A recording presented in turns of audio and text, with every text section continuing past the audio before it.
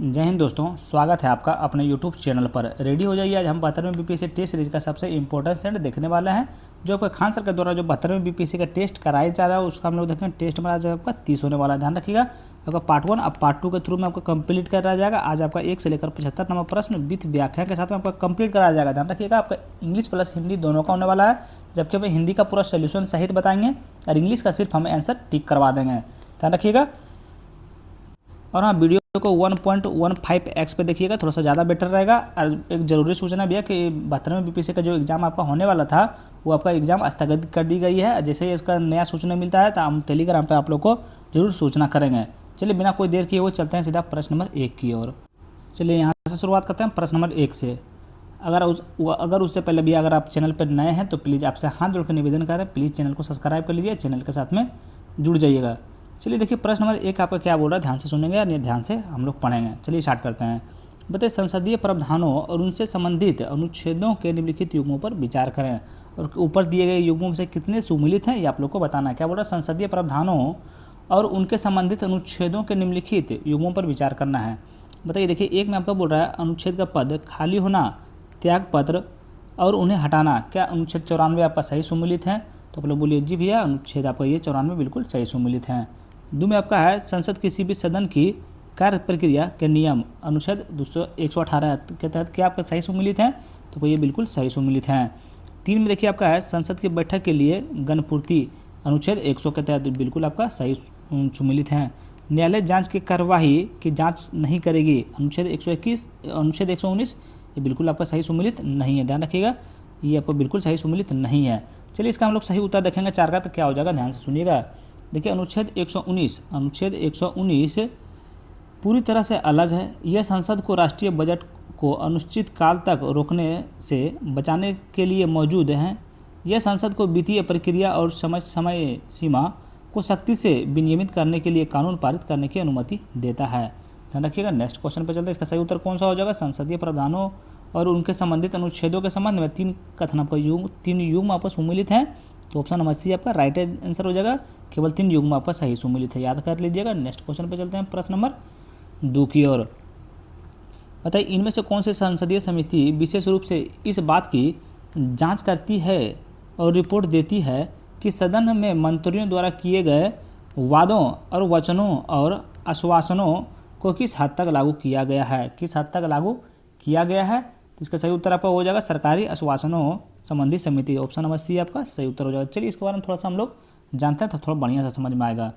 देखिए, सरकारी आश्वासन संबंधी समिति, इस समिति का विशिष्ट जनादेश सदन के पटल पर मंत्रियों द्वारा दिए गए वादों यानी कि संकल्प और आश्वासनों को ट्रैक करना और उनकी जांच करना और इन पर रिपोर्ट देना, ताकि यह सुनिश्चित किया जा सके कि उन्हें समयबद्ध और संतोषजनक तरीके से लागू किया गया है या फिर नहीं। ध्यान रखिएगा। नेक्स्ट क्वेश्चन पर चलते हैं प्रश्न नंबर 3 की ओर। अब वीडियो को 1.15x पे भैया जरूर देखिएगा, स्पीड वीडियो को बढ़ा लीजिएगा। चलिए चलते हैं प्रश्न नंबर 3 की ओर। प्रश्न नंबर 1 के सामने हम बोले थे भैया चैनल को सब्सक्राइब कर लीजिए, अगर नहीं किए होंगे तो प्लीज़ भैया आपसे हाथ जोड़कर रिक्वेस्ट कर दें कि चैनल को सब्सक्राइब कर लीजिए और चैनल के साथ में जुड़ जाइएगा। देखिए 3 नंबर प्रश्न क्या है, इनमें से कौन सा भारत का संविधान का अनुच्छेद 51 के तहत बताए गए मौलिक कर्तव्यों में से नहीं है? बताइए, इनमें से कौन सा भारत के संविधान के अनुच्छेद 51 के ए के तहत बताए गए मौलिक कर्तव्यों में से नहीं है? तो आपको कौन सा मौलिक कर्तव्यों में से नहीं है? तो ये जो है आपका राष्ट्रीय महत्व स्मारकों, स्थानों और वस्तुओं की रक्षा करना, ये जो है सो आपका अनुच्छेद 51 के तहत बताए गए मौलिक कर्तव्यों में से नहीं है। ध्यान रखिएगा। नेक्स्ट क्वेश्चन पर चलते हैं प्रश्न नंबर। चलिए इसके बारे में थोड़ा सा हम लोग जानते हैं। विकल्प बी जो है आपका मौलिक कर्तव्य नहीं है। यह महत्व घोषित किए गए कलात्मक या ऐतिहासिक महत्व के एक प्रत्येक स्मारक, स्थान या वस्तु की रक्षा करने का दायित्व वास्तव में अनुच्छेद 49 के अंतर्गत राज्य नीति के एक निर्देशक सिद्धांत है। यह राज्य पर लगाया गया दायित्व है, न कि किसी व्यक्तिगत नागरिक का मौलिक कर्तव्य है। ध्यान रखिएगा। नेक्स्ट क्वेश्चन पर चलते हैं प्रश्न नंबर 4 की ओर। चलिए 4 नंबर प्रश्न बताइएगा, 1990 के दशक के अंत में क्या एन विट्टल ने इसमें से कौन सा पद संभाला था? तो 1990 के दशक के अंत में एन विट्टल ने इनमें से कौन सा पद संभाला था? बताइएगा इनमें से वो उन्होंने आपको कौन सा पद संभाले थे, तो ये आपका मुख्य कार्यकर्ता आयुक्त आपका संभाले थे, ध्यान रखिएगा। देखिए एन विटल ने सितंबर 1998 से सितंबर 2002 तक भारत के मुख्य कार्यकर्ता आयुक्त यानी कि CBC के रूप में कार्य किए थे, याद रखिएगा। नेक्स्ट क्वेश्चन पर चलते हैं, प्रश्न नंबर 5 की ओर। तो इनमें से कौन सी भारतीय संविधान का एकात्मक विशेषता नहीं है, यहाँ ध्यान दीजिएगा, नहीं है। इनमें से कौन से भारतीय संविधान की एकात्मक विशेषता नहीं है, तो ये आपका जो है संविधान की कठोरता जो है सो आपका एकात्मक विशेषता नहीं है, ध्यान रखिएगा। संविधान की एकात्मक विशेषता आपका संविधान की कठोरता नहीं। चलिए इसके बारे में थोड़ा सा हम लोग जानते हैं। देखिए संविधान की कठोरता एवं संघीय विशेषता है।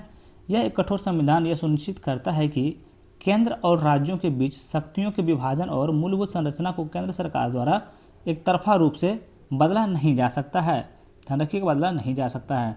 चलिए नेक्स्ट क्वेश्चन पर चलते हैं, प्रश्न नंबर बताइए कितना, प्रश्न नंबर 6 की ओर।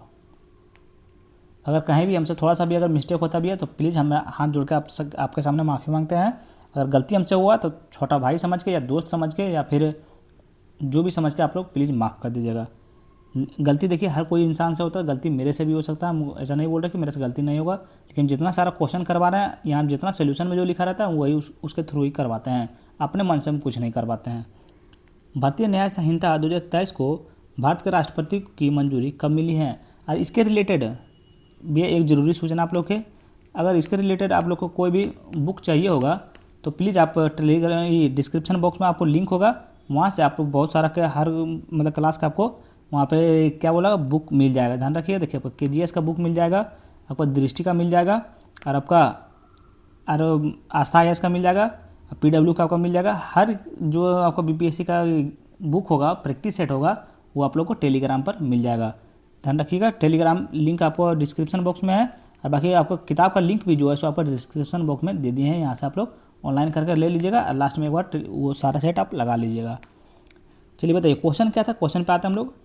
भारतीय न्याय संहिता 2023 को भारत के राष्ट्रपति की मंजूरी कब मिली है, तो ये आपका 25 दिसंबर 2023 को मिली है, ध्यान रखिएगा। देखिए भारत न्याय संहिता BNS 2023 के साथ ही 2 नए आपराधिक कानून विधेयक को 25 दिसंबर 2023 को भारत के राष्ट्रपति की औपचारिक सहमति प्राप्त है, हुई है या फिर है, ध्यान रखिएगा।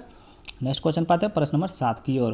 बताइए भारत के परिसीमन आयोग के संदर्भ में निम्नलिखित में से कौन सा कथन सही नहीं है, ध्यान रखिए। इसमें बोल रहा है भारत के परिसीमन आयोग के संदर्भ में निम्नलिखित में से कौन सा कथन आपका सही नहीं है, ये आप लोग को बताना है। थोड़ा सा इसको छोटा कर देते हैं, कौन सा आपका सही नहीं है चलिए बताना। देखिए ऑप्शन A से हम लोग स्टार्ट करते हैं। देखिए A में आपका है, देखिए A में परिसीमन आयोग का आदेश का कानून का समान प्रभाव होता है और इसे किसी भी अदालत में चुनौती नहीं दी जा सकती है।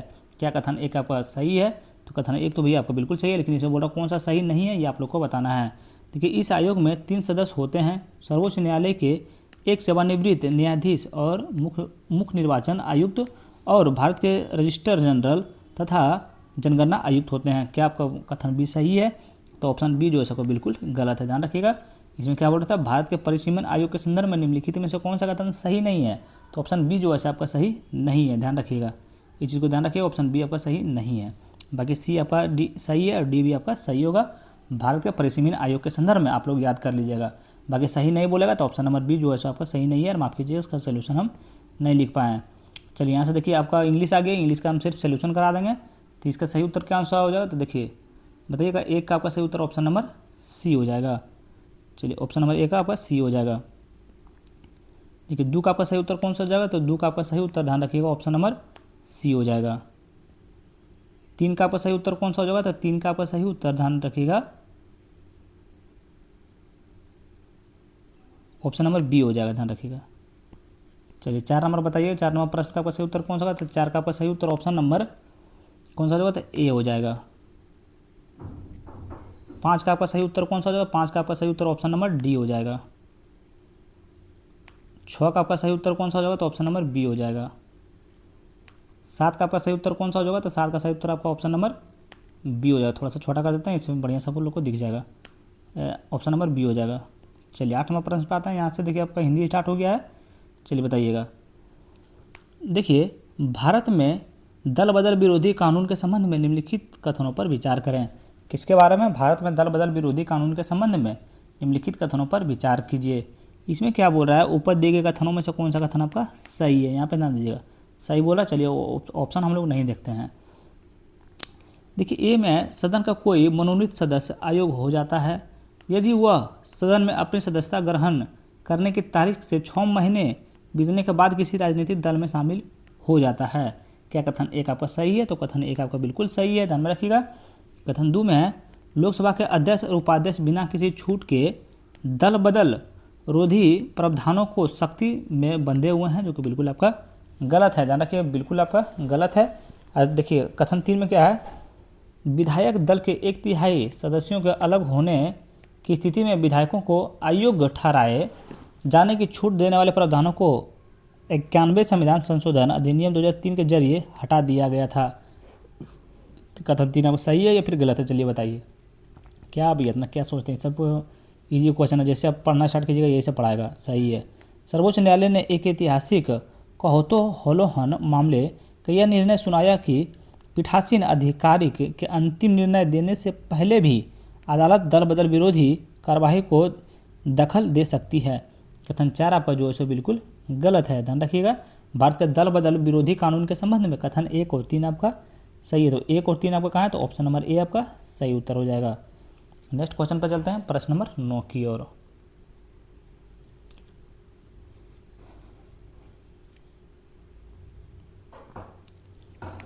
बताइएगा। देखिए चलिए इसका आंसर भैया आप लोग कमेंट बॉक्स में बताइएगा। देखते हैं कि इसका आंसर हर बार तो इजी क्वेश्चन वन लाइनर आप लोग के लिए छोड़ते हैं तो आंसर बताते हैं कि नहीं बताते हैं, लेकिन इसका आंसर चलिए आप लोग बताइएगा। देखते हैं कि आप लोग आंसर इसका बताते हैं कि नहीं बताते हैं। 9 नंबर प्रश्न का हर बार 2 क्वेश्चन आप लोग के लिए छोड़ते हैं, तो इस बार हमको पहले में ही छोड़ना पड़ गया है। बताइएगा इसका सही उत्तर क्या हो जाएगा 9 का। चलिए 10 नंबर प्रश्न पे आते हैं। 10 नंबर प्रश्न देखिए आपको क्या बोल रहा है, ध्यान से सुनिएगा। देखिए भारत में पंचायती राज व्यवस्था के प्रावधानों के संबंध में निम्नलिखित कथनों पर विचार कीजिए। किसके बारे में? भारत में पंचायती राज व्यवस्था के प्रावधानों के संबंध में निम्नलिखित कथनों पर विचार कीजिए और उपयुक्त में से कौन सा कथन आपका गलत है ये आप लोग को बताना है। देखिए कथन 1 में आपका है ग्राम पंचायत के अध्यक्ष का चुनाव सीधे ग्राम सभा द्वारा किया जाना आवश्यक है। क्या कथन 1 आपका सही है? तो कथन 1 तो आपका बिल्कुल गलत है।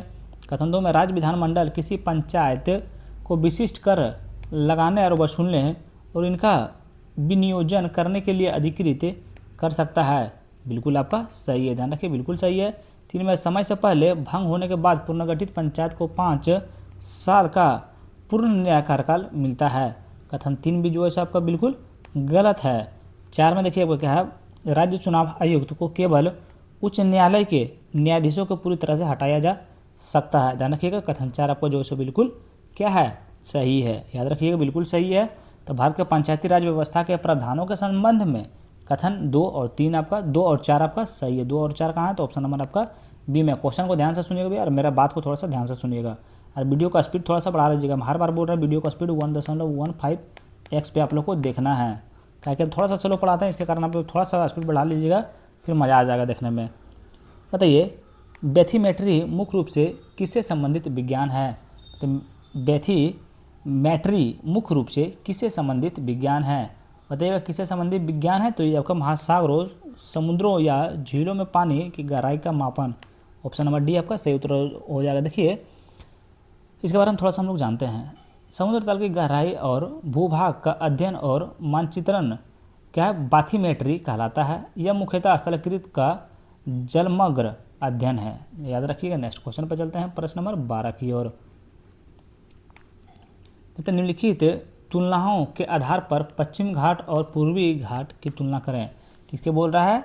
तुलनाओं के आधार पर पश्चिमी घाट और पूर्वी घाट की तुलना करना है और नीचे दिए गए विकल्पों में से सही उत्तर को आप लोग को चुनना है।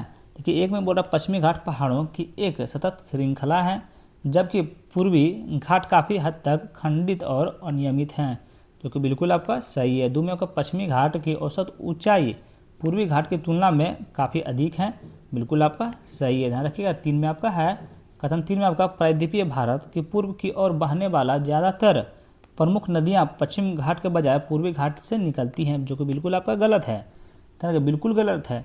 इसका अगर हम लोग सही उत्तर देखेंगे 3 का, ये 3 का हम लोग सही उत्तर देखेंगे तो क्या हो जाएगा बताइए। देखिए अधिकांश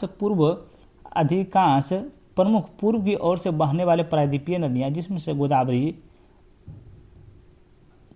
गोदावरी कहाँ से निकलती है, तुंगकेश्वर से निकलती है, कृष्णा महाबलेश्वरम से निकलती है, कावेरी तल कावेरी से निकलती है, शामिल हैं।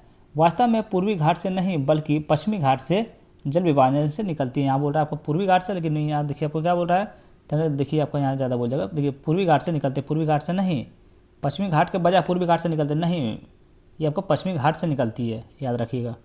नेक्स्ट क्वेश्चन पे चलते हैं। इसका सही उत्तर आपका 1 और 2 आपका सही सम्मिलित हो जाएगा, बिल्कुल सही है।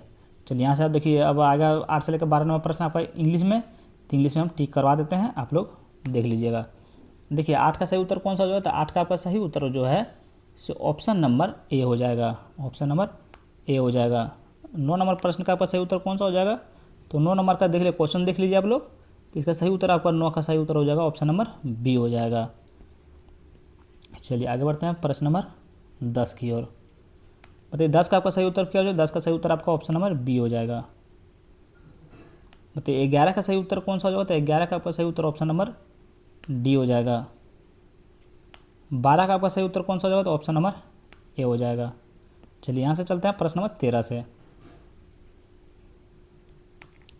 चलिए बताइएगा, इनमें से कौन सा एक प्रमुख बायोस्फीयर रिजर्व है जो 3 भारतीय राज्यों से मिलन बिंदु पर स्थित हैं, जिसे सूखे पर्णपाती वनों से लेकर उष्णकटिबंधीय सदाबहार वनों तक पारिस्थितिकी तंत्रों की विविधता पाई जाती है, और इसमें नागरहोल, बांदीपुर, मदुमलाई और वायनाड संरक्षित क्षेत्र शामिल हैं। बताइए इसका सही उत्तर आपका क्या हो जाएगा, इसका सही उत्तर हो जाएगा Nilgiri biosphere reserve, option number C आपका राइट आंसर हो जाएगा। चलिए इसके बारे में थोड़ा सा हम लोग क्या होता है थोड़ा सा जानते हैं, देखिएगा ध्यान से सुनिएगा। देखिए नीलगिरी बायोस्फीयर रिजर्व एक प्रमुख पारिस्थितिकी हॉटस्पॉट हैं जो 3 दक्षिण राज्यों तमिलनाडु, केरल और कर्नाटक त्रिकोणीय जंक्शन पर फैला हुआ है, याद रखिएगा। नेक्स्ट क्वेश्चन पे चलते हैं प्रश्न नंबर 14 की ओर। बताइए दुनिया में ज्वार भाटा के सबसे अधिकांश रेंज कहाँ देखा जाता है। बताइएगा अधिकांश रेंज आपका कहाँ देखा जाता है, तो ये आपका फंडी की खाड़ी में देखा जाता है, फंडी की खाड़ी में देखा जाता है। दुनिया में ज्वार भाटा सबसे अधिक रेंज आपका फंडी की खाड़ी में देखा जाता है, ध्यान रखिएगा। नेक्स्ट क्वेश्चन पे चलते हैं प्रश्न नंबर 15 की ओर। बताइए अल नीनो और ला नीना के संबंध में निम्नलिखित कथनों पर विचार करना है, और क्या बोल रहा है इसमें, ऊपर दिए गए कथनों में से कौन सा कथन आपका सही है, सही कथन चुनना है। बाकी उन्नीस तो नहीं देखेंगे कि क्या सही लिखा हुआ गलत, उसे भी हम लोग आंसर पता कर लेंगे। देखिएगा कथन 1 में है अल नीनो की पहचान वक्र परिसंचरण कमजोर होने और पश्चिम भूमध्य रेखीय प्रशांत क्षेत्र में असामान्य रूप से वायुमंडलीय का दबाव से होती है, उच्च वायुमंडलीय दबाव से होती है, जो कि बिल्कुल होती है भैया, बिल्कुल आपका सही बोलेगा, कोई इसमें गलत नहीं बोल सकते। देखिए ला नीना के दौरान पेरू के तट पर समुद्री थर्मोक्लाइन काफ़ी गहराई से चली जाती है, इसमें ठंडे पानी का ऊपर आना और बहुत हद तक रुक जाता है। क्या आपका 2 सही है, तो 2 आपका बिल्कुल गलत है, ध्यान रखिए 2 कथन आपका बिल्कुल गलत है। कथन 3 में है ला नीनो घटना के दौरान उष्णकटिबंधीय सदाबहार वन और भारी वर्षा का मुख्य क्षेत्र इंडोनेशिया से दूर पूर्वी की ओर खिसक जाता है, जो कि बिल्कुल आपका सही है। ध्यान रखिए अल नीनो और ला नीना के संबंध में कथन 1 और 3 आपका सही है, आप लोग याद कर लीजिएगा, 1 और 3 आपका सही है। और अगर अभी तक चैनल आप लोग को सब्सक्राइब नहीं किए हैं भैया, तो प्लीज़ आपसे हाथ जोड़ कर निवेदन कर रहे हैं, प्लीज़ चैनल को सब्सक्राइब कर लीजिए, क्योंकि हर एक सेट आपको यहाँ देखने के लिए मिल जाएगा। अभी हम लोग कुछ दिन के बाद अभी बिहार पुलिस का सेट हम लोग स्टार्ट करने वाले हैं, ध्यान रखिएगा। मतलब विश्व की पर्वत श्रृंखलाओं और जिस देश में मुख्य रूप से हैं इन युग्मों पर विचार कर रहे हैं। बताइए विश्व की पर्वत श्रृंखलाओं और जिस देश में वे मुख्य रूप से स्थित हैं इनके युग्मों पर विचार कीजिए, और ऊपर दिए गए युग्म कितने आपका सुमिलित हैं ये आप लोग को बताना है। क्या हो गया यार, कितने आपको सुमिलित हैं ये आप लोग को बताना है। देखिए एक में है जगरोस पर्वत ईरान, क्या आपका सुमिलित हैं, बताइए क्या आपका सही सुमिलित हैं, तो ये आपका बिल्कुल सही सुमिलित हैं। बताइए ड्रैकेंस वर्ग दक्षिण अफ्रीका, क्या सुमिलित हैं, तो बोलेगा जी भैया बिल्कुल आपका सही सुमिलित हैं। बताइए एपेनाइन पर्वत स्पेन, आपका सुमिलित है, तो बिल्कुल आपका सही सुमिलित नहीं है। देखिए एपेनाइन पर्वतीय इटली पूरी तरह से फैला हुआ, कहाँ इटली में आपको फैला हुआ है, आपको लगा दीजिएगा इटली में आपका फैला हुआ है, ध्यान रखिएगा। बताइए अराकान योमा म्यांमार, क्या आपका सुमिलित है, तो अराकान युग्म आपका म्यांमार बिल्कुल सही सुमिलित है, ध्यान रखिएगा। तो इसमें सही उत्तर हो जाएगा केवल 3 युग्म आपका सुमिलित है, क्योंकि 1, 2 और 4 आपका सुमिलित है, 3 आपका सुमिलित नहीं था, याद रखिएगा। अच्छा, क्वेश्चन क्या था उसको, पीछे वाला क्वेश्चन का जरा बताइए तो हमको। क्वेश्चन आप लोग भूल गए होंगे, हमको पता है। तो ये क्वेश्चन क्या था, विश्व के पर्वत श्रृंखलाओं और जिस देश में मुख्य रूप से स्थित हैं, ध्यान में रखिएगा, वो आप लोग को बताना था। चलिए 17 नंबर प्रश्न बताइएगा। देखिए, डेमोक्रेटिक रिपब्लिक ऑफ कांगो यानी कि कटांगा पर्वत का मुख्य रूप से कौन सा खनिज निकलता है। तो कटांगा पर्वत प्रांत से मुख्य रूप से कौन सा खनिज निकलता है, बताइएगा कौन सा खनिज आपका निकलता है। तो ये आपका तांबा निकलता है, ऑप्शन नंबर डी आपका सही उत्तर हो जाएगा। नेक्स्ट क्वेश्चन पे चलते हैं, प्रश्न नंबर 18 की ओर। तो इनमें से कौन सा जल संधि ऐतिहासिक रूप से आंसुओं का द्वार के नाम से जानी जाती है, बताइए इनमें से कौन सी जल संधि एशिया के रूप में आंसुओं का द्वार के नाम से जानी जाती है। तो एशिया के द्वार के नाम से आपसे कौन जानी जाती है, तो बाब अल मंदेब जल संधि आपका जो सो किसके नाम से, आंसुओं का द्वार के नाम से भी आपका जाना जाता है। नेक्स्ट क्वेश्चन आते हैं प्रश्न नंबर 19 की ओर। बताइए, संरक्षित क्षेत्रों या वनों से संबंधित राज्य निम्नलिखित युग्मों पर विचार कीजिए। ध्यान रखिएगा, ये सारा नीचे भी इधर राज्य दिया हुआ है, इधर आपका संरक्षित क्षेत्र या वन दिया हुआ है। इसमें क्या बोला, कितने आपका सुमिलित हैं, ये आप लोग को बताना है। देखिए, एक में आपका है डिब्रूगढ़ वन्यजीव अभ्यारण्य उड़ीसा, जो काट देगा अभी तो पढ़ाने के लिए छोड़ देंगे हम। बताइए, कुकरेल रिजर्व फॉस्फेट उत्तराखंड क्या फॉरेस्ट लिखा हुआ है, क्या आपका सुमिलित है, तो बिल्कुल आपका सही सुमिलित नहीं है, याद रखिए। देखिए, इसके बारे में हम लोग थोड़ा सा जानते हैं। देखिए, कुकरेल उत्तर प्रदेश के लखनऊ में स्थित हैं। यहाँ आप इसको काट दीजिएगा, यहाँ लिख दीजिएगा पर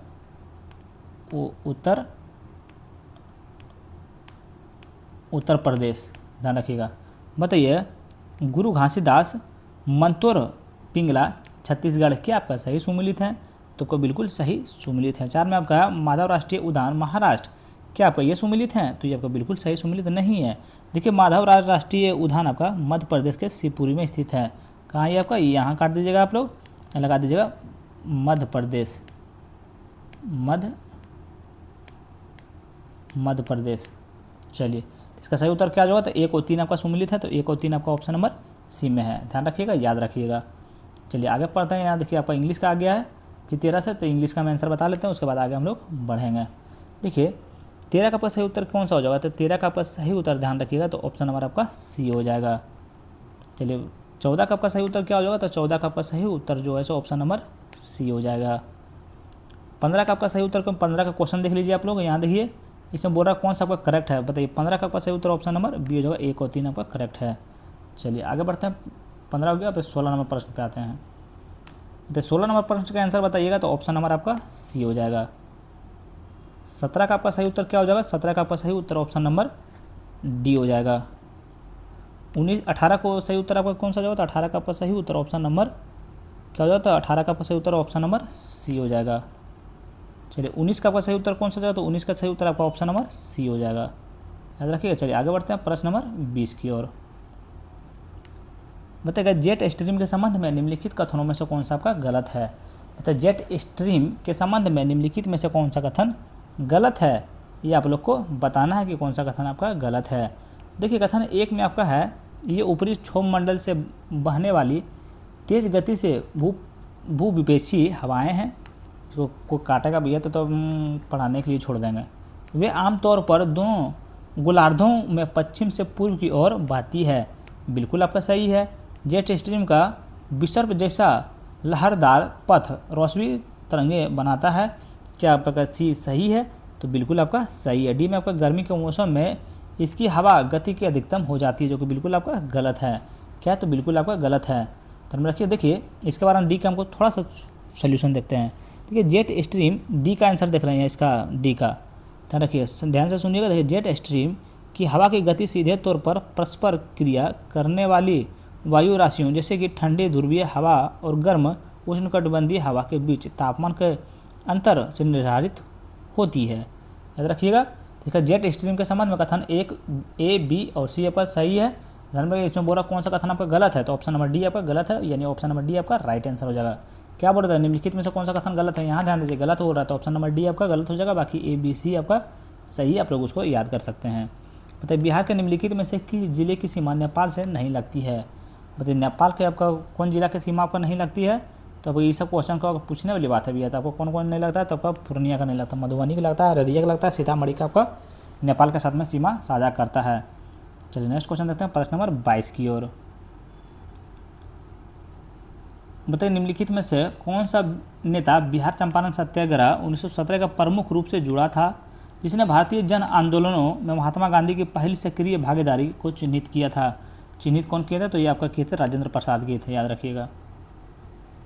चलिए 23 नंबर प्रश्न पे आते हैं। देखिए अभिकथन 1 है, कारण आर है। अभिकथन 1 में क्या है, बिहार की कृषि जलवायु क्षेत्र 1 कृषि जलवायु क्षेत्र 2 की तुलना में लंबे समय तक जल जमाव के प्रति अपेक्षाकृत कम संवेदनशील हैं। क्या अभिकथन 1 आपका सही है, तो अभिकथन 1 आपका जो है बिल्कुल सत्य है। कारण आर में क्षेत्र 2 से होकर बहने वाली अधिकांश नदियाँ में क्षेत्र 1 से होकर बहने वाली नदियाँ की तुलना में धारा की अस्थिरता कम होती है।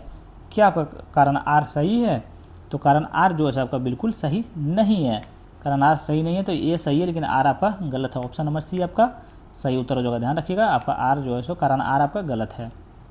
नेक्स्ट क्वेश्चन पर चलते हैं प्रश्न नंबर 24 की ओर। बताइए देखिए 24 नंबर प्रश्न आपका क्या बोल रहा है, ध्यान से पढ़िएगा। देखिए 24 नंबर प्रश्न, निम्नलिखित में से किन नेताओं की जोड़ी 1922 के मुंगेर के किसान सभा का आयोजन किया था। तो निम्नलिखित में से किन नेताओं की जोड़ी ने 1922 में मुंगेर में किसान सभा का आयोजन किया था, तो आपका श्री कृष्ण सिंह किए थे और मोहम्मद जुबैर किए थे।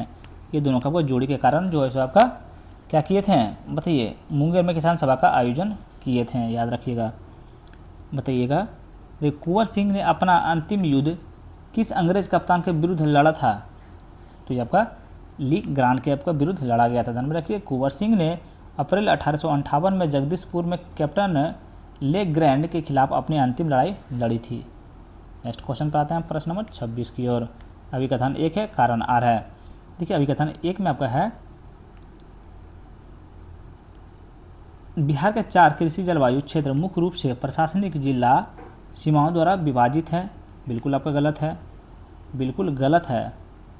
देखिए कृषि जलवायु क्षेत्रीकरण मुख्य रूप से प्रशासनिक सुविधा के बजाय जलवायु और मृदा विशेषताओं द्वारा निर्धारित किया जाता है। बिल्कुल आपका सही है, कारण आर आपका बिल्कुल सही है, तो ए आपका गलत है लेकिन आर आपका सही है, तो ऑप्शन नंबर डी आपका राइट आंसर हो जाएगा। नेक्स्ट क्वेश्चन देखिए 50 नंबर 57 प्रश्न, देखिए 27 प्रश्न, प्रारंभिक औपनिवेशिक शासन के दौरान निम्नलिखित में से कौन सोरा निर्माण का सबसे महत्वपूर्ण केंद्र था।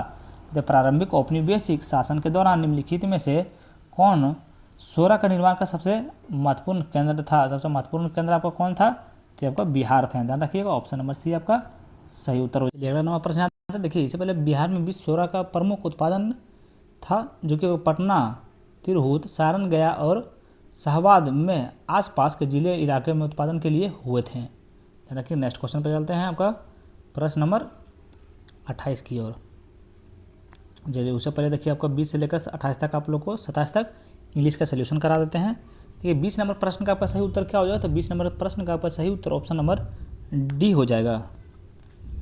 21 नंबर प्रश्न का आपका सही उत्तर कौन सा हो जाएगा, तो ऑप्शन नंबर बी हो जाएगा, पूर्णिया। 22 नंबर प्रश्न का आपका सही उत्तर कौन सा हो जाएगा, तो 22 का सही उत्तर आपका ऑप्शन नंबर ए हो जाएगा, डॉक्टर राजेंद्र प्रसाद। 23 का सही उत्तर आपका क्या हो जाएगा, तो ऑप्शन नंबर आपका सी हो जाएगा। चलिए आगे बढ़ते हैं 24 नंबर प्रश्न की ओर। 24 नंबर प्रश्न का आपका सही उत्तर क्या हो जाएगा, तो ऑप्शन नंबर बी हो जाएगा। 25 नंबर प्रश्न का आपका सही उत्तर क्या हो जाएगा, तो ऑप्शन नंबर ए हो जाएगा। 26 नंबर प्रश्न का आपका सही उत्तर ऑप्शन नंबर बताइए, ऑप्शन नंबर डी हो जाएगा।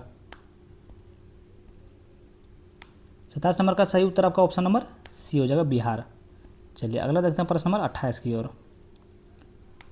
बताइए 2023-24 में बिहार के GSVS सकल राज्य मूल वर्धित में कृषि, वानिकी और मत्स्य पालन की कुल योगदान कितना प्रतिशत था। बताइए कितना प्रतिशत था, बताइए कितना प्रतिशत था, इस आखिर मूल के बताइएगा। 23.1% था। ये सबको सोचिएगा तो फिर कैसे काम चलेगा। देखिए वर्ष 1928 1929 के दौरान बिहार प्रांतीय कांग्रेस कमेटी के अध्यक्ष का पद किसने संभाला था? राजेंद्र प्रसाद संभाला था भैया। ये सब क्वेश्चन पे देखिए आप लोग को ज़्यादा टाइम देना नहीं है, ये सब क्वेश्चन देखिए और उड़ाइए एकदम। चलिए अगला आता है प्रश्न नंबर 30 में, बागमती नदी के संबंध में निम्नलिखित कथनों पर विचार कीजिए। इसके बारे में, बागमती नदी के संबंध में निम्नलिखित कथनों पर विचार कीजिए। उपयुक्त में से कौन सा कथन आपका सही है, ये आप लोग को बताना है। देखिए एक में आपका है बागमती का उद्गम नेपाल के शिवपुरी श्रेणी से होता है। क्या कथन एक आपका सही है? तो कथन एक आपका बिल्कुल भी राइट है।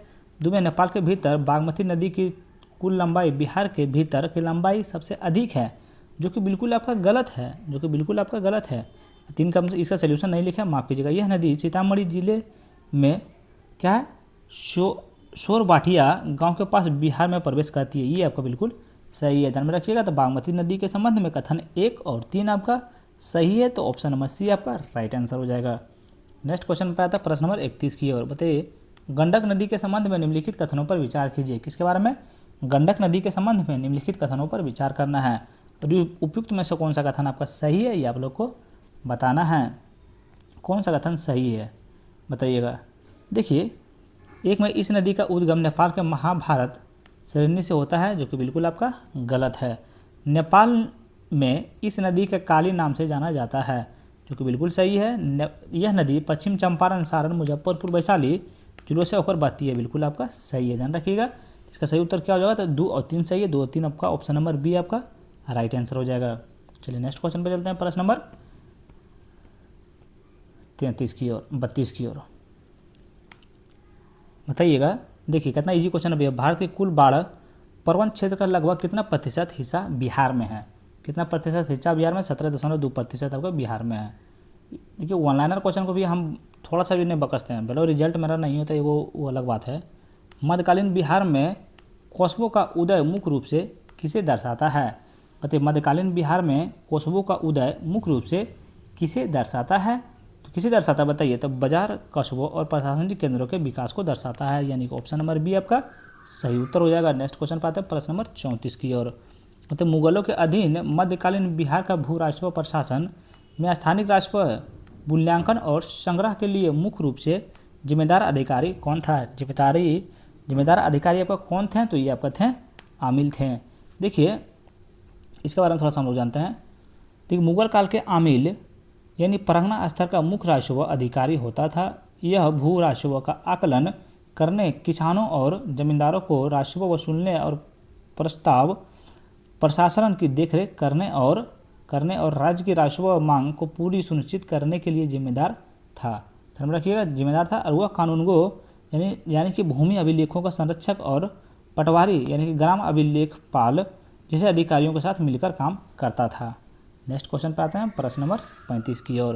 और अभी तक प्लीज़ चैनल को सब्सक्राइब नहीं किए भैया तो प्लीज़ चैनल को सब्सक्राइब कर लीजिए। चलिए बताइएगा। अभिकथन 1 है, कारण आ रहा है। अभिकथन 1 में क्या? बिहार का चौथा कृषि रोड मैप पहले रोड मैप की तुलना में जलवायु अनुकूलन कृषि पर अधिक जोर देता था। क्या अभिकथन 1 आपका सही होगा? तो अभिकथन 1 आपका बिल्कुल सही है। कारण आर में बिहार के कृषि को प्रभावित करने वाली जलवायु चरम सीमाओं की बढ़ती आवृत्ति का अनुभव किया है। कारण आर भी जो है सबका बिल्कुल सही है। ध्यान रखिएगा, ए और आर आपका दोनों सही है और आर एक ही आपका सही व्याख्या करता है, तो ऑप्शन नंबर ए आपका सही उत्तर हो जाएगा। नेक्स्ट क्वेश्चन पे चलते हैं, प्रश्न नंबर 36 की ओर। चलिए थोड़ा सा पहले इंग्लिश का हम लोग सोल्यूशन करा लेते हैं, ताकि जो इंग्लिश देख रहे हैं भैया तो उसको आप लोग आंसर में ला लीजिएगा। आप लोग को पूरा वीडियो देखने का जरूरत नहीं है। आप लोग अगर इंग्लिश का भी देखना चाहते हैं, हिंदी का भी देखना चाहते हैं, तो हिंदी का थोड़ा सा देख लीजिएगा। इंग्लिश का आप लोग चाहिएगा तो 10 सेकंड स्किप कर दीजिएगा, तो आपका इंग्लिश निकल जाएगा। चलिए सिर्फ इसका आंसर बताना है हमको। तो 28 का सही उत्तर कौन सा हो जाएगा? तो ऑप्शन नंबर आपका सी हो जाएगा। चलिए 29 नंबर प्रश्न का आपका सही उत्तर कौन सा हो जाएगा? तो 29 का सही उत्तर आपका ऑप्शन नंबर डी हो जाएगा, राजेंद्र प्रसाद। 30 नंबर प्रश्न का आपका सही उत्तर क्या हो जाएगा? तो 30 का सही उत्तर आपका ऑप्शन नंबर सी हो जाएगा। चलिए 31 नंबर प्रश्न का आपका सही उत्तर ऑप्शन नंबर बी हो जाएगा। चलिए आगे बढ़ते हैं। आपको अगर ये नहीं देखना भी थोड़ा सा स्किप कर लीजिए तो हो जाएगा। 17.2 हो जाएगा, ऑप्शन नंबर सी।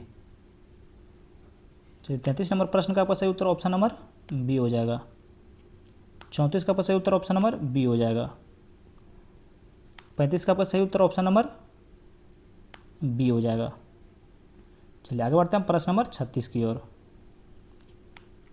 बताइए भगवान शिव को समर्पित उगना महादेव मंदिर बिहार के किस जिले में स्थित है। बताइए भगवान शिव को समर्पित उगना महादेव मंदिर बिहार के किस जिले में स्थित हैं। तो बिहार के आपके मधुबनी में स्थित हैं, याद रखिएगा। नेक्स्ट क्वेश्चन पे चलते हैं। प्रश्न नंबर 1 लाइनर क्वेश्चन भी है, देखिए उसमें ज़्यादा टाइम लेना नहीं चाहिए आप लोग को, थोड़ा सा इसमें जल्दी जल्दी टिक मारते हुए चलेंगे। तो बिहार में आयोजित 25 खेलो इंडिया यूथ गेम्स का आधिकारिक थीम क्या थी, बताइए। कितना बढ़िया क्वेश्चन है। अगर इसका आंसर नहीं पता होगा तो बताइए। खेल रंग बिहार के संग, ध्यान रखिए ऑप्शन नंबर बी आपका सही। तो देखिए इसका अगर सोल्यूशन हम देना स्टार्ट करेंगे तो कितना लंबा सोल्यूशन हो जाएगा, थोड़ा सा एक आप ट्रेलर आपको दिखा देते हैं। देखिएगा, भारत के खेलो इंडिया पहल के अंतर्गत आयोजित होने वाले प्रमुख युवा खेल आयोजन खेलो इंडिया यूथ गेम्स 2025 का 7वां संस्करण 4 से लेकर 15 मई 2025 तक आयोजित किया गया, जो कि बिहार में पहली बार इन खेलों की मेजबान की। आयोजन का आधिकारिक थीम था खेल रंग खेल बिहार संघ। खेल बिहार संघ खेल का आयोजन बिहार के 5वें स्थानों पटना, राजगीर, बेगूसराय, गया और भागलपुर में किया गया है, जबकि जिम्नास्टिक, शूटिंग और साइकिलिंग धाराओं जैसे नई दिल्ली में आयोजित गज सिंह खेलों का आधिकारिक शुभारंभ था। जो 15 दिनों तक चले यह भव्य खेल आयोजन 27 खेलों की प्रतियोगिताएं हुई, जिसमें से खिलाड़ियों के कुल 285 स्वर्ण पदकों के लिए प्रतिस्पर्धा की। देखिए अभी और इसका सोल्यूशन बचले, अभी इतना सोल्यूशन 1 लाइनर में देंगे तो फिर उतना मज़ा नहीं आएगा। 1 लाइनर भी ऐसे करंट अफेयर्स है, इस सब तो आपको मुँह पर आना चाहिए। बिहार का आर्थिक सर्वेक्षण किस वित्तीय वर्ष के लिए प्रकाशित किया गया था। किस वित्तीय वर्ष के लिए प्रकाशित किया गया था। 2006 और 2007 के लिए आपका प्रकाशित किया गया था। कौन सा पहला बिहार आर्थिक सर्वेक्षण किस वित्तीय वर्ष प्रकाशित किया गया था। 2006 और 2007 में किया गया था। 39 नंबर प्रश्न बताइएगा, कॉम्फेड 2024-25 में अपनी पहली अंतर्राष्ट्रीय खेप का निर्वात कहाँ किया था। बताइए कैम्फेड ने 2024-25 में अपनी पहली अंतर्राष्ट्रीय खेप का निर्यात कहाँ किया था। खेप का निर्यात आपका USA और कनाडा में किए थे, ध्यान रखिएगा। अगला 40वां प्रश्न बताइए, 31 मार्च 2025 तक बिहार के बैंकों का ऋण जमा अनुपात क्या था। तो ऋण जमा अनुपात आपका 53.5% था, याद रखिएगा। नेक्स्ट क्वेश्चन पे चलते हैं, प्रश्न नंबर 41 की ओर। बिहार आर्थिक सर्वेक्षण 2025-26 के संदर्भ में निम्नलिखित कथनों पर विचार कीजिए।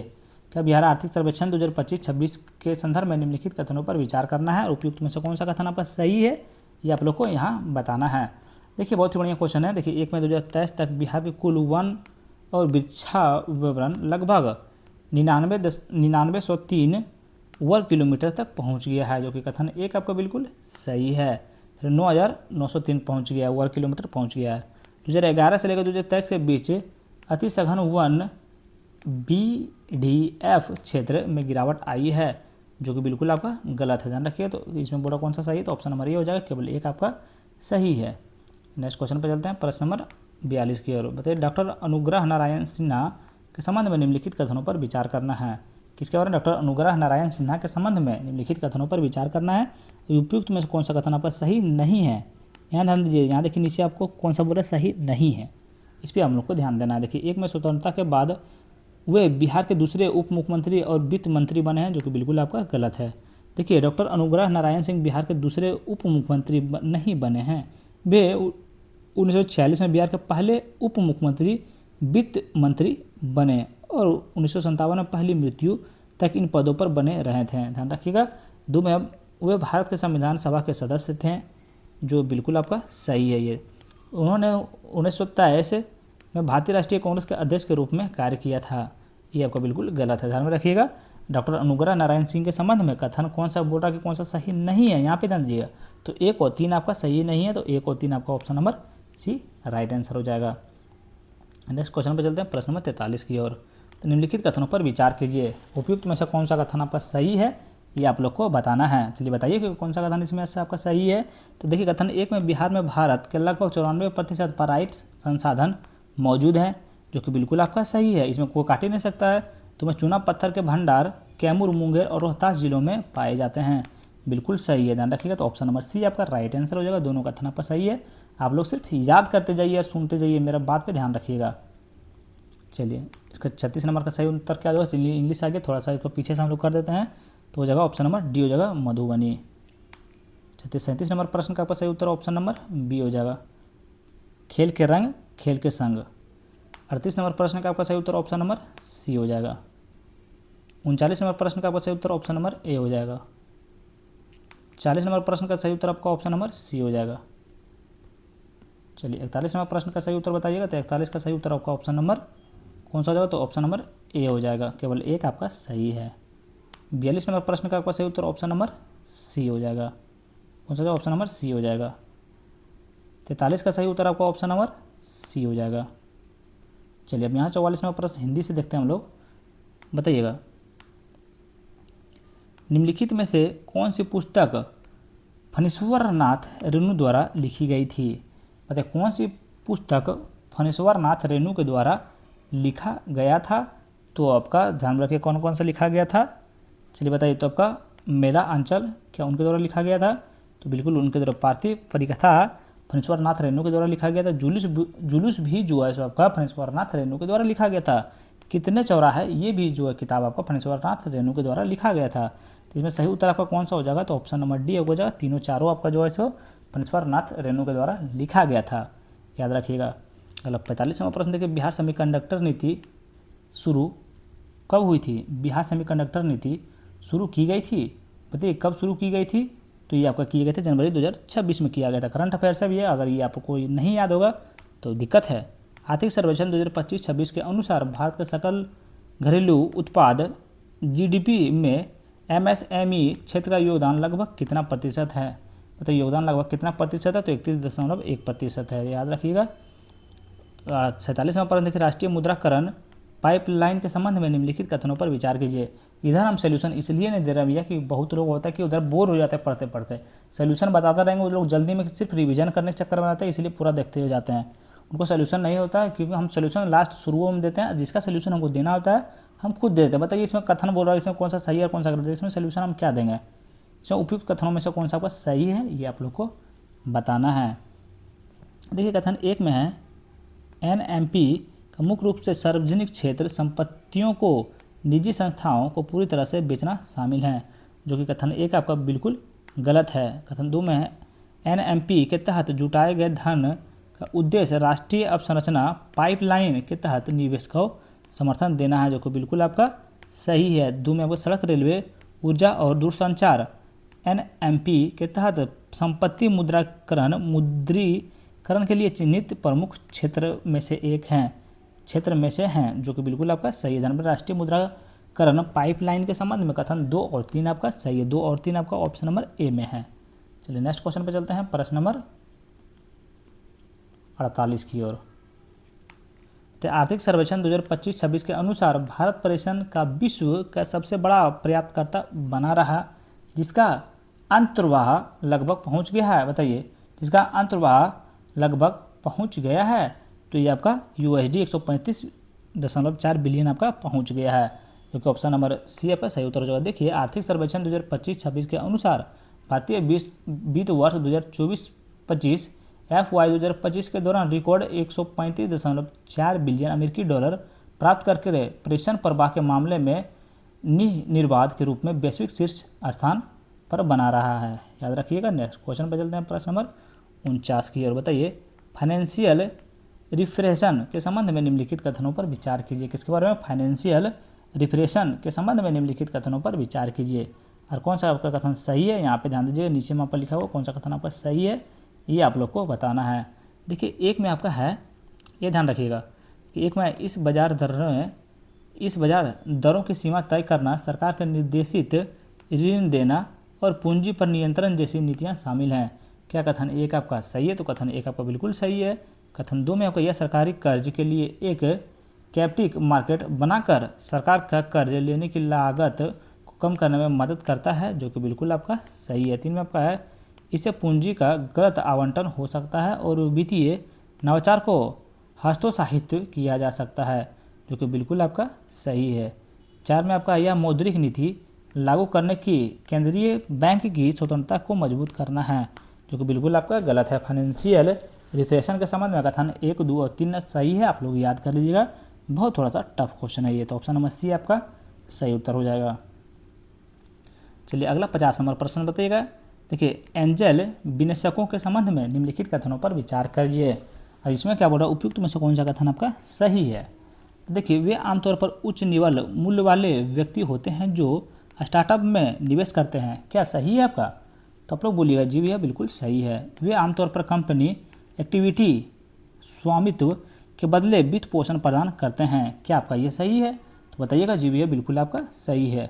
3 आपका जो है बिल्कुल गलत है, ध्यान रखिएगा। तो 1 और 2 सही है। किसके बारे में? एंजल है निवेशकों के संबंध में। 1 और 2 आपका सही है, 3 आपका गलत है, ध्यान रखिएगा। चलिए नेक्स्ट क्वेश्चन चलते हैं। प्रश्न नंबर, यहाँ से अब इंग्लिश का आता है, इंग्लिश का थोड़ा सा हम लोग इसका सोल्यूशन करा देते हैं। देखिएगा 44 का सही उत्तर आपका ऑप्शन नंबर डी हो जाएगा। चलिए 45 का आपका सही उत्तर ऑप्शन नंबर कौन सा हो जाएगा? 45 का ऑप्शन नंबर बी हो जाएगा। 46 का आपका सही उत्तर ऑप्शन नंबर बी हो जाएगा। चलिए 47 का आपका सही उत्तर कौन सा हो जाएगा? तो ऑप्शन नंबर ए हो जाएगा। चलिए 47 हो गया। चलिए 48 नंबर प्रश्न का आपका सही उत्तर कौन सा हो जाएगा? तो ऑप्शन नंबर सी हो जाएगा। 49 का सही उत्तर आपका कौन सा हो जाएगा? तो 49 का आपका सही उत्तर ऑप्शन नंबर सी हो जाएगा। चलिए 50 का प्रश्न आपका सही उत्तर क्या हो जाएगा? तो ऑप्शन नंबर ए हो जाएगा। चलिए यहाँ से आप आते हैं 51 नंबर प्रश्न, यहाँ से आपका हिंदी आने वाला है। बताइए वेल मेटल घंटा धातु किसकी एक मिश्र धातु है? बताइए वेल मेटल घंटा धातु किसकी एक मिश्र धातु है? किसकी एक मिश्र धातु है? तो तांबा और टीन की एक आपका मिश्र धातु है, ध्यान रखिएगा। देखिए वेल मेटल का मुख्य रूप से तांबे और टीन को मिलाकर बनाई गई एक मिश्र धातु है। नेक्स्ट क्वेश्चन पे आते हैं, प्रश्न नंबर 52 की ओर। बताइए जाइलम वाहिकाएं जल संवहन में मदद करती है जो समानता पाई जाती है, जो समानता आपका अवृत जीवी में आपका पाई जाती है, ध्यान रखिएगा। जाइलम वाहिकाएं विशिष्ट संवहन तत्व हैं जो जड़ों से पौधों के वायवीय भागों तक जल और खनिजों की कुशलतापूर्वक पहुंचती है, ध्यान रखिएगा। नेक्स्ट क्वेश्चन पे चलते हैं, प्रश्न नंबर 53 की ओर। बताइए नेफ्रॉन का वह भाग जो सोडियम और सक्रिय पुनराव शोषण में मदद करता है वह आपका है सीमापथ संवालित नलिका है। ऑप्शन नंबर डी आपका सही उत्तर हो जाएगा। नेक्स्ट क्वेश्चन पे आते हैं, प्रश्न नंबर 54 की ओर।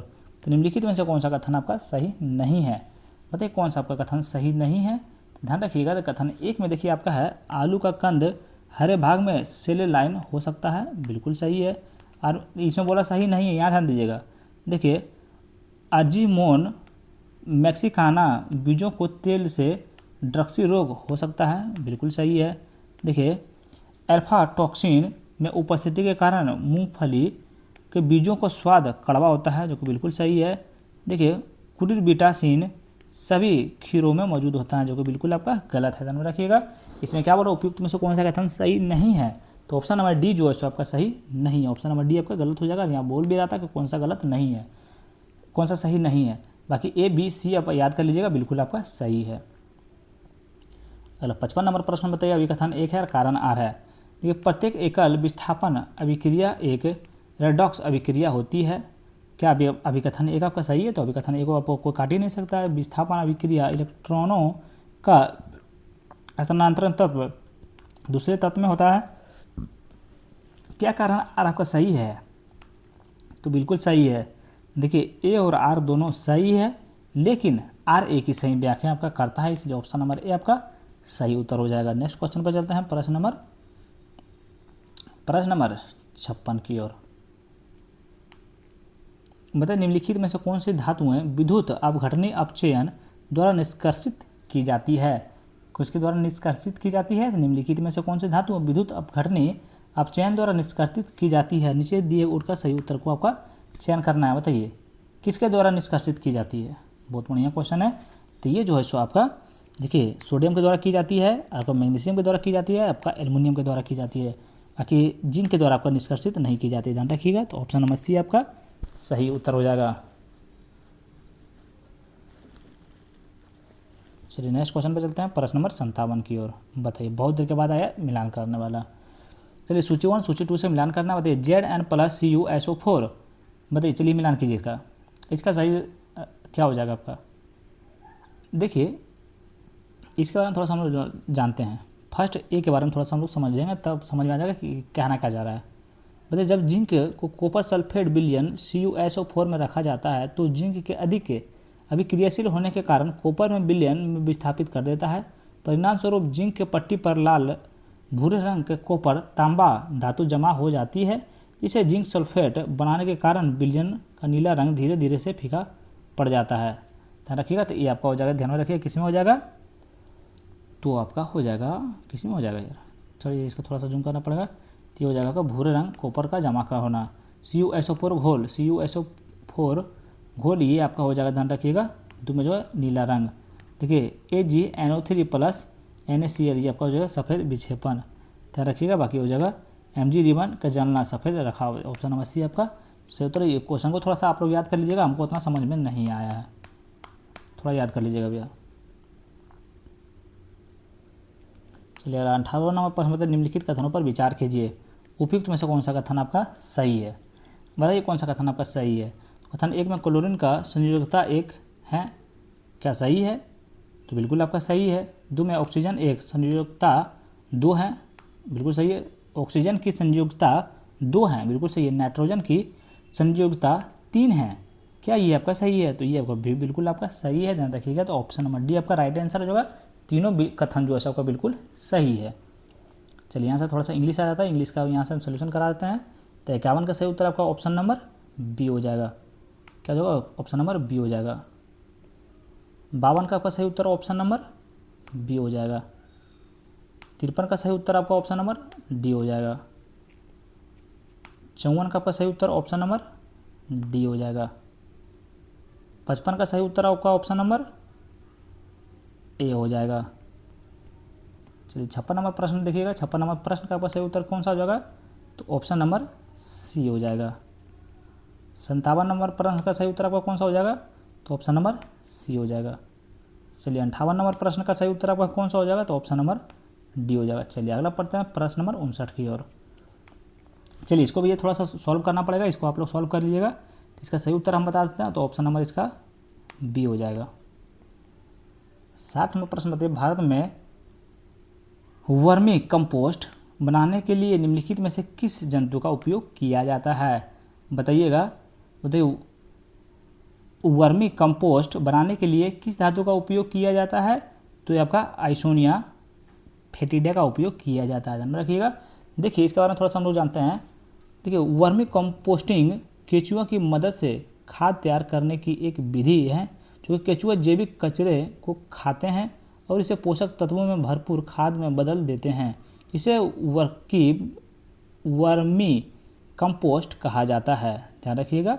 नेक्स्ट क्वेश्चन पे आते हैं प्रश्न नंबर 61 की ओर। बताइए परिपक्व होने पर निम्नलिखित में से किस कोशिका में केंद्रक का अभाव होता है, बताइए परिपक्व होने पर निम्नलिखित में से किस कोशिका में केंद्रक का अभाव होता है, बताइएगा किस केंद्रक में अभाव होता है, तो ये आपका चालनी नलिका तत्व में आपका केंद्रक का अभाव होता है, ध्यान रखिएगा।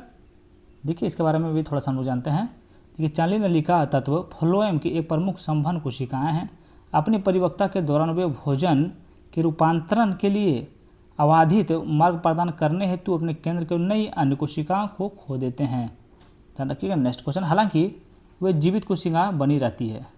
नेक्स्ट क्वेश्चन पे आते हैं प्रश्न नंबर 62 की ओर। बताइए निम्नलिखित में से कौन सा रक्त कोशिका मुख्य रूप से एंटीबॉडी उत्पादन के लिए उत्तरदायी होती है, एंटीबॉडी के लिए उत्तरदायी होती है, तो बी लिम्फोसाइटस होती है। ऑप्शन नंबर सी आपका सही उत्तर। देखिए बी लिम्फोसाइटस के श्वेत रक्त कोशिका होती हैं जो मुख्य रूप से होमोमोरल प्रतीक्षा के लिए उत्तरदायी होती है। नेक्स्ट क्वेश्चन आता है प्रश्न नंबर 63 की। तो निम्नलिखित में से कौन सा उत्तक द्विबीजपत्री तीनों में द्वितीयक वृद्धि के लिए उत्तरदायी होता है, तो निम्नलिखित में से कौन सा उत्तक द्विबीजपत्री तीनों में द्वितीयक वृद्धि के लिए उत्तरदायी होता है, तीनों के लिए कितना द्वितीयक वृद्धि के लिए उत्तरदायी कौन सा होता है, तो ये आपका वैस्कुलर कैम्बियम, ध्यान रखिए ऑप्शन नंबर बी आपका। चलिए क्वेश्चन थोड़ा सा हमको उतना समझ में नहीं आया है, चलिए आगे बढ़ते हैं। चलिए अगला देखिए 64 नंबर प्रश्न, इसका आंसर आप लोग प्लीज़ कमेंट बॉक्स में बताइएगा। हर बार 2-3 क्वेश्चन आप लोग के लिए छोड़ते हैं भैया, तो आप लोग भी अगर कुछ नहीं बताइएगा, दिमाग थोड़ा नहीं चलाइएगा, कैसे काम चलेगा। निम्नलिखित कथनों पर विचार कीजिए। उसको आप आंसर तो दीजिएगा, लेकिन आप लोग चैट जीपीटी से निकाल के दीजिएगा, गूगल से निकाल के दीजिएगा, फिर मज़ा नहीं आएगा। बताइए उपयुक्त कथनों में से कौन सा कथन आपका सही है, ये आप लोग को बताना है। देखिए कथन एक पर सोडियम कार्बोनेट का उपयोग चूहे के जहर के रूप में किया जाता है, जो कि बिल्कुल आपका गलत है। पोटेशियम ब्रोमाइड का उपयोग फोटोग्राफी में किया जाता है, जो कि बिल्कुल सही है। सोडियम का उपयोग सड़क का प्रकाश व्यवस्था के लिए नियोजित बैम्पर लैंप किया जाता है, जो कि बिल्कुल सही है। ध्यान रखिएगा। तो कौन सा सही उत्तर हो जाएगा? 2 और 3।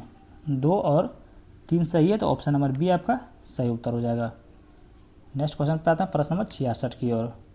प्राकृतिक रबड़ निम्नलिखित में से किस मोनोमर्स का बहुलक है? तो प्राकृतिक रबड़ निम्नलिखित में से किस मोनोमर्स का बहुलक है? किस मोनोमर्स का आपका बहुलक है? तो आपका आइसोप्रीन का आपका बहुलक है। ऑप्शन नंबर बी आपका सही उत्तर होगा। 67वां प्रश्न है, देखिए क्या है? सिटिटिलीन एथलाइन के बारे में निम्नलिखित में से कौन सा कथन सही है? बताइए। एसिटिलीन एथेनाइल के बारे में निम्नलिखित में से कौन सा कथन आपका सही है? ये आप लोगों को बताना है। बहुत इजी क्वेश्चन अभी आपको लग रहा है कि भारी है कि इसमें से एक त्रि आबंध होता है और यह अत्यधिक ज्वलनशील होते हैं। तो ऑप्शन नंबर ए आपका सही उत्तर हो जाएगा। ध्यान रखिएगा। एसिटिलीन एथेनाइल के बारे में आपका ऑप्शन नंबर ए आपका सही है, आप लोग याद कर लीजिएगा। चलिए यहाँ से थोड़ा सा 59 नंबर प्रश्न का देखिए क्या कहते हैं, आंसर बता देते हैं। बताइए 59 का सही उत्तर कौन सा हो जाएगा? तो 59 नंबर प्रश्न का आपका सही उत्तर ऑप्शन नंबर बी हो जाएगा। 60 नंबर प्रश्न का आपका सही उत्तर कौन सा हो जाएगा? तो ऑप्शन नंबर ए हो जाएगा। 61 का सही उत्तर आपका ऑप्शन नंबर बी हो जाएगा। 62 का आपका सही उत्तर कौन सा हो जाएगा? तो ऑप्शन नंबर सी हो जाएगा। 63 का आपका सही उत्तर कौन सा हो जाएगा? तो ऑप्शन नंबर बी हो जाएगा। चलिए 64 नंबर प्रश्न बताइएगा। ये 64 नंबर प्रश्न का आपका सही उत्तर ऑप्शन नंबर डी हो जाएगा। 65 का आपका सही उत्तर कौन सा हो जाएगा? तो 65 का आपका सही उत्तर ऑप्शन नंबर बी हो जाएगा। 66 का आपका सही उत्तर कौन सा हो जाएगा? तो ऑप्शन नंबर 66 का ऑप्शन नंबर बी हो जाएगा। 67 का आपका सही उत्तर कौन सा हो जाएगा? तो ऑप्शन नंबर देखिए 67 का ऑप्शन नंबर ए हो जाएगा। चलिए 68 नंबर प्रश्न देखते हैं। यहाँ से आपका हिंदी स्टार्ट होने वाला है, ध्यान रखिएगा। देखिए अभी कथन एक है और कारण आर है। देखिए एक पूर्णतः प्रत्यस्था पिंड विरूप बल, एक सेकंड रुक जाइए भैया। बताइए अभी कथन में एक पूर्णतः प्रत्यस्थ पिंड विरूपक बल हटा लिए जाने के बाद अपने मूल आकार को पुनः प्राप्त कर लेता है। क्या अभी कथन एक आपका सही है? तो क्या अभी कथन एक आपका सही? तो अभी कथन एक आपको बिल्कुल सही है। देखिए प्रत्यास्था सीमा के भीतर प्रतिबल विकृत के अनुक्रमानुपाती होता है। क्या कारण आर आपका सही है? तो कारण आर भी आपका जो है बिल्कुल सही है। तो ध्यान रखिएगा। देखिए ए और आर दोनों आपका सही है, लेकिन आर जो है एक ही सही व्याख्या करता है, इसीलिए ऑप्शन नंबर ए आपका, ऑप्शन नंबर बी आपका सही उत्तर हो जाएगा। नेक्स्ट क्वेश्चन पे चलते हैं, प्रश्न नंबर 69 की ओर। तो अभी कथन एक है, कारण आर है। बताइए एक उत्तल लेंस वास्तविक और आभासी दोनों प्रकार के प्रतिबिंब बना सकता है, जो कि अभी कथन एक आपका सही बोलेगा, बिल्कुल सही है। कारण आर में प्रतिबिंब की प्रकृति फोकस दूरी किस अपेक्षा एक वस्तु का स्थिर पर निर्भर करती है, स्थिति पर निर्भर करती है। कारण आर भी जो है आपका बिल्कुल सही है। कारण आर भी आपका बिल्कुल सही है। इसका सही उत्तर कौन सा होगा? देखिए ए और आर दोनों आपका सही है, लेकिन आर ए की सही व्याख्या भी आपका करता है, इसलिए ऑप्शन नंबर ए आपका सही उत्तर हो जाएगा। चलिए नेक्स्ट क्वेश्चन पे चलते हैं, प्रश्न नंबर 70 की ओर। इसको थोड़ा सा सॉल्व करना पड़ेगा भैया। इसका सही उत्तर आप लोग बताइएगा। इसका सही उत्तर आपका ऑप्शन नंबर डी हो जाएगा। हम आंसर बता देते हैं। चलिए इसका भी आंसर हम बता देते हैं। इसको भी थोड़ा सॉल्व करना पड़ेगा। ऑप्शन नंबर बी हो जाएगा। चलिए 72 नंबर प्रश्न है, तो इसका भी सही उत्तर हो जाएगा। इधर थोड़ा सा भैया फिजिक्स का क्वेश्चन है, आप लोग को सॉल्व करना पड़ेगा। देखिए यहाँ पे उतना नहीं कर पाएंगे। ऑप्शन नंबर सी हो जाएगा। 73 में निम्नलिखित में से कौन सा जंतु संघ कोशिकीय स्तर का संगठन प्रदर्शित करता है? मतलब निम्नलिखित में से कौन सा जंतु संघ कोशिकीय स्तर का संगठन प्रदर्शित करता है? तो आपका पोरीफेरा करता है। ऑप्शन नंबर बी आपका सही उत्तर हो जाएगा। 74 नंबर प्रश्न बताइएगा। देखिए बहुत ईजी क्वेश्चन। निम्नलिखित में से कौन सा सुमिलित है? बताइए कौन सा आपका सुमिलित है? तो ए में देखिए आपका है ऑक्सीजन रंध्र के बंद होने को बढ़ावा देता है, सुमिलित बोल रहा है, तो बिल्कुल आपका सही सुमिलित नहीं है। साइटोकाइनिन जीर्णता को लंबित करता है, विलंबित करता है, जो कि बिल्कुल आपका सही है। ध्यान रखिएगा। तो ऑप्शन नंबर बी आपका सही उत्तर हो जाएगा। कौन सा सुमिलित बोल रहा था? तो ऑप्शन नंबर बी आपका सुमिलित है। चलिए आज का आखिरी नंबर प्रश्न होना है 75 नंबर प्रश्न। उससे पहले चैनल को सब्सक्राइब कर लीजिएगा भाई जाते जाते, और अपने दोस्तों को जरूर शेयर कीजिएगा। देखिए निम्नलिखित में से कौन सा प्रकाश संश्लेषण की प्राथमिक अभिक्रिया का उत्पादन नहीं है? बताइए निम्नलिखित में से कौन सा प्रकाश संश्लेषण की प्रकाशित अभिक्रिया का उत्पाद नहीं है। तो कौन सा आपका उत्पाद नहीं है, इसका आंसर क्या कहिएगा, कमेंट बॉक्स में बताइएगा। चलिए हम बता देते हैं, इसका सही उत्तर आपका ग्लूकोज हो जाएगा। चलिए आप लोग वीडियो आप लोग को अच्छा लगा हो तो please like comment and share subscribe जरूर करें। Thank you so much.